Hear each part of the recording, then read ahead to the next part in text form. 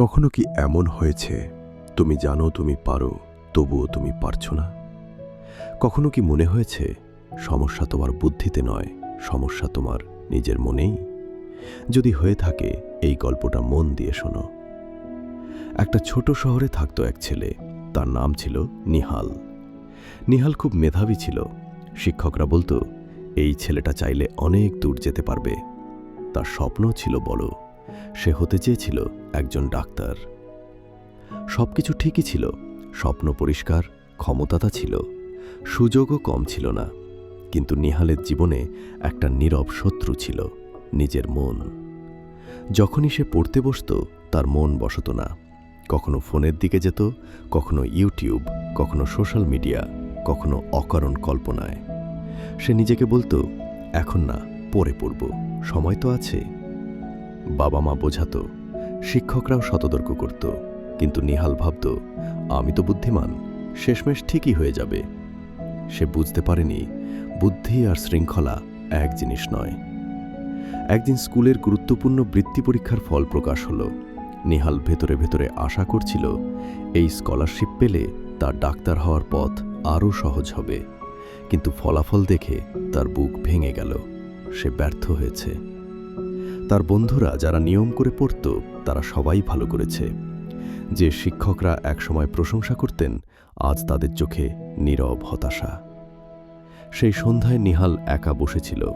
লজ্জা, আফসোস আর নিজের ওপর রাগ সব একসাথে।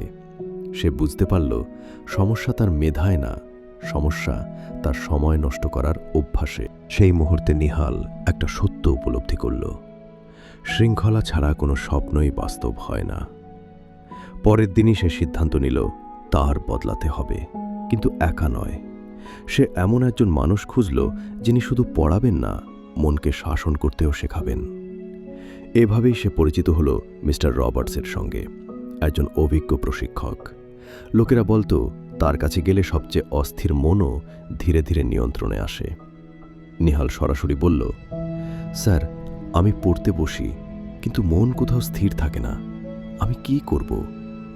মিস্টার রবার্টস হালকা হাসলেন, বললেন, মনকে নিয়ন্ত্রণ করা সহজ না, চলো আমি তোমাকে কিছু দেখাই। তিনি নিহালকে নিয়ে গেলেন খেলার মাঠে।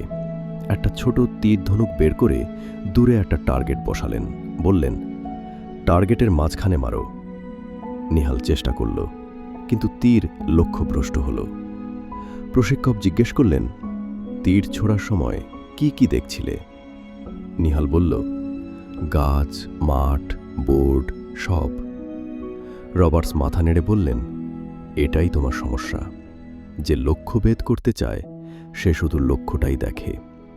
তিনি শান্ত গলায় বললেন, নিহাল, তোমার মন একসাথে সব কিছু দেখতে চায়, ফোন, সোশ্যাল মিডিয়া, ভিডিও, সব। কিন্তু সফল হতে চাইলে পড়ার সময় শুধু একটাই জিনিস দেখতে হবে, তোমার লক্ষ্য। নিহাল প্রশ্ন করল, স্যার, আমি শুরু করব কিভাবে? প্রশিক্ষক বললেন, 4টা নিয়ম মনে রাখো। 1, মনের দিক বদলালে নিজেকে বলবে, এটা পড়ার সময়। 2, একটা রুটিন বানাবে, কখন পড়বে, কখন বিশ্রাম নেবে, সব ঠিক। 3, ডিস্ট্রাকশন দূরে রাখবে, ফোন, টিভি সব বন্ধ। 4, প্রতিদিন অনুশীলন, ছোট ছোট অভ্যাসই বড় পরিবর্তন আনে। নিহাল সব মনন দিয়ে শুনল। সে রুটিন বানালো, পড়ার সময় ফোন বন্ধ রাখল, মন ছুটলে নিজেকে মনে করালো, আমি ডাক্তার হতে চাই। শুরুতে কঠিন ছিল, মন পালাতে চাইত, কিন্তু ধীরে ধীরে ফোকাস বাড়তে লাগল। একসময় সে ঘন্টার পর ঘন্টা মনোযোগ দিয়ে পড়তে পারল। কয়েক মাস পর আরেকটা বড় পরীক্ষা এলো। এবার নিহাল শুধু পাশ করেনি, সে প্রথম হয়েছে। সে জানত, এটা ভাগ্য না, এটা মেধা না, এটা শৃঙ্খলার ফল। 1 বছর পর স্কলারশিপ নিতে মঞ্চে দাঁড়িয়ে তার মনে পড়ল প্রশিক্ষকের কথা। মন একটা বন্য ঘোড়ার মতো, তুমি যদি তাকে নিয়ন্ত্রণ না করো, সে তোমাকে টেনে নিয়ে যাবে, কিন্তু যদি তাকে প্রশিক্ষণ দাও, সে তোমাকে ঠিক গন্তব্যে পৌঁছে দেবে। বন্ধু, এই গল্পটা যদি তোমার ভেতরে কিছু নড়াচড়া করায়, তাহলে আজই একটা ছোট পরিবর্তন শুরু করো, কারণ বুদ্ধি থাকলেই হয় না, শৃঙ্খলাই ভবিষ্যৎ করে।